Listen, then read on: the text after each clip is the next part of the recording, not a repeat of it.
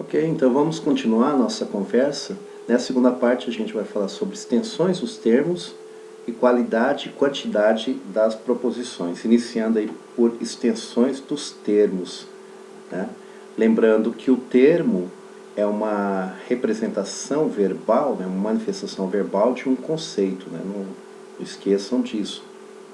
Numa proposição, você tem que considerar, tem que analisar as extensões dos termos, todos os termos, né? Então, tanto o sujeito quanto o predicado. É algo que você já conhece bem do português, né? Que é o sujeito, que é o predicado. Por exemplo, golfinho é mamífero, é uma proposição. O primeiro termo aí, o golfinho, é um sujeito e o mamífero um predicado. Ok, né? Daí tá tranquilo, né?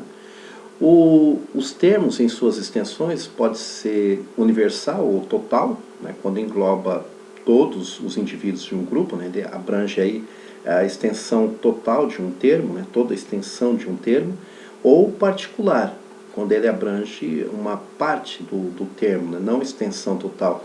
E aí ele diz respeito a uma parte dos indivíduos de um grupo, tá? Ok? Então, universal e particular. Vamos entender isso com alguns exemplos. Todo ser humano é mamífero. Aí tem um bebezinho mamando para provar que o ser humano é mamífero. Tá? Todo ser humano é mamífero. Ser humano, que é o sujeito, né, que é o primeiro termo aí, dessa proposição, é universal, porque a gente está falando da totalidade dos seres humanos. Não há um que não seja mamífero, né? Então, totalidade. E o termo mamífero é particular, porque não são só os seres humanos, né, que são mamíferos, existem outros animais, né, gato, cachorro, enfim. Então todo ser humano é mamífero, mas nem todo mamífero é ser humano. Então só uma parte dos mamíferos. Se é só uma parte, então é particular, tá? É um termo, ele é parcial, ele é particular, ele não é total, ele não é universal, tá? Então o primeiro termo, ser humano, é universal e o segundo mamífero é particular, tá? Aí o diagrama facilita, né, para a gente visualizar isso. O ser humano está totalmente, esse círculo aí do ser humano está totalmente dentro do círculo maior, que é mamífero, né? E o mamífero é uma parte, essa parte aqui, né, é a parte que não corresponde ao ser humano. Então, só essa parte aqui, portanto, é particular. Tá? Particular. Outro exemplo. Algumas mulheres são brasileiras. Algumas mulheres são brasileiras. Algumas, não são todas, né? São algumas. Então, é particular. Só uma parte das mulheres. Nessa proposição, não considera aí as mulheres estrangeiras. Então, só uma parcela das mulheres que existem no mundo que são brasileiras. E o termo brasileiras também é particular, porque só uma parte da população do Brasil corresponde às mulheres, né? Então só uma parte. Então também é particular. Essas duas proposições, esses dois primeiros exemplos, a gente vai ver daqui a pouquinho, né, quando estudar as proposições, a qualidade e a quantidade, mas já adiantando, essas duas proposições são afirmativas. Afirmativas. A primeira é universal afirmativa e a segunda é particular afirmativa. Tá? Aí a representação, né, no diagrama, mulheres brasileiras. Algumas mulheres são brasileiras, então a parte que refere à proposição é essa aqui, essa do meio. Tá? Mulheres e brasileiras. Esse lado aqui não são as partes que se refere à proposição. O que refere é esta parte onde está fazendo menção, né, tanto a mulheres tanto e como a brasileiras. Né? O e, né, seria o e, assim, uma conexão e. É mulher e brasileira. Né? Então, particular e particular. Agora vem a dica aí da corujinha, fica a dica. Eu disse lá que essas duas proposições são afirmativas. Em toda proposição afirmativa, o predicado, que é o segundo termo ali, né, ele é tomado em parte de sua extensão. Então, sempre o predicado será particular. Tá? O termo que corresponde ao predicado será particular. Voltando aqui. Brasileiras, que é o predicado dessa proposição aí, é particular. Voltando aqui, mamífero, que é o predicado desta proposição, né, todo ser humano é mamífero, também é particular, tá? Tranquilos? Então fica a dica aí. Toda vez que for uma proposição afirmativa, o termo que corresponde ao predicado será particular. Já fica, né, sabendo disso. Agora vamos continuar os exemplos com proposições negativas. Nenhuma pedra é animal, é uma proposição negativa. O termo pedra é universal, por quê? Porque não há uma pedra que seja animal, né? E o termo animal também é universal ou total, porque não há entre os animais um que seja pedra, né? O desenho aí, a ilustração, né, essa imagem, é uma macaquinha segurando um filhotinho, é uma escultura em pedra, é uma pedra. Embora seja escultura de animal, continua sendo pedra, né? Então nenhuma pedra é animal. Os dois termos são universais, tá? Porque há uma exclusão total. Eles não se ligam do jeito que está no diagrama. A pedra de um lado, o animal do outro, eles permanecem aí em suas totalidades, né? Eles são universais. Não há uma pedra que seja animal e nem um animal que seja pedra. Então são universais. Eu estou me referindo a todas as pedras. E eu estou me referindo também a todos os animais, né? Então é total, é universal. Outro exemplo. Algumas mulheres não são brasileiras, né? O termo mulheres aí é particular, porque eu estou me referindo a uma parcela das mulheres, no caso as estrangeiras, né? Conforme mostra aí os desenhinhos, né? As figurinhas. Então é particular. E o termo brasileiras, agora o termo brasileiras, ele não é mais, como naquele outro exemplo afirmativo, né? Ele não é particular, ele é total. Por que total? Porque eu estou me referindo nesse exemplo, nessa proposição, a mulheres estrangeiras. Então, nenhuma delas, obviamente, serão brasileiras. Então, esse termo brasileiras, ele permanece na sua totalidade, ele é universal, tá?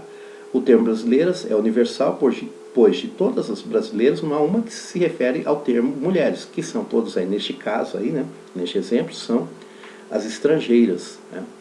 Então, o diagrama seria assim. As mulheres, aqui, né, desse lado, mulheres, ele é particular, percebam, né, que é uma parte das mulheres. Por que uma parte? Porque as mulheres aqui foi tirada a parte que são as brasileiras, ficaram as estrangeiras. Então, não são todas as mulheres. Falta aqui as brasileiras, então é particular. E brasileiras, ele é total, porque não há nenhuma mulher brasileira, não há nenhuma mulher, no caso que as brasileiras, que diz respeito a essas mulheres a que se refere a proposição, tá? Então aqui é particular e aqui é universal, esse diagrama. Agora uma outra dica da corujinha, fica a dica. Agora é o inverso lá da afirmativa. Em toda proposição negativa, o predicado é tomado totalmente em sua extensão.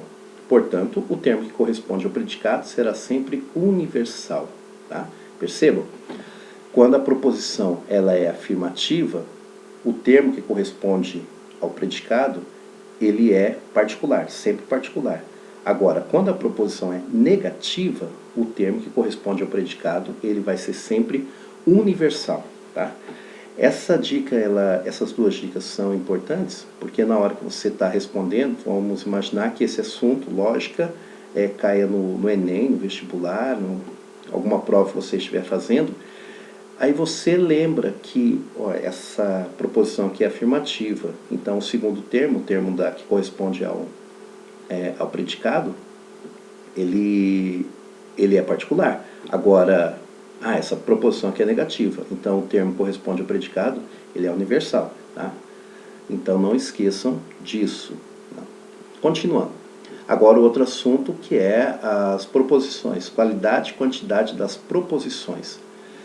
Uma proposição ela pode ser afirmativa ou negativa, universal ou particular, né? A qualidade vai me dizer se ela é afirmativa ou negativa. Em sua quantidade, a proposição será universal ou particular. Todo é uma proposição afirmativa e universal, né? Ou universal afirmativa.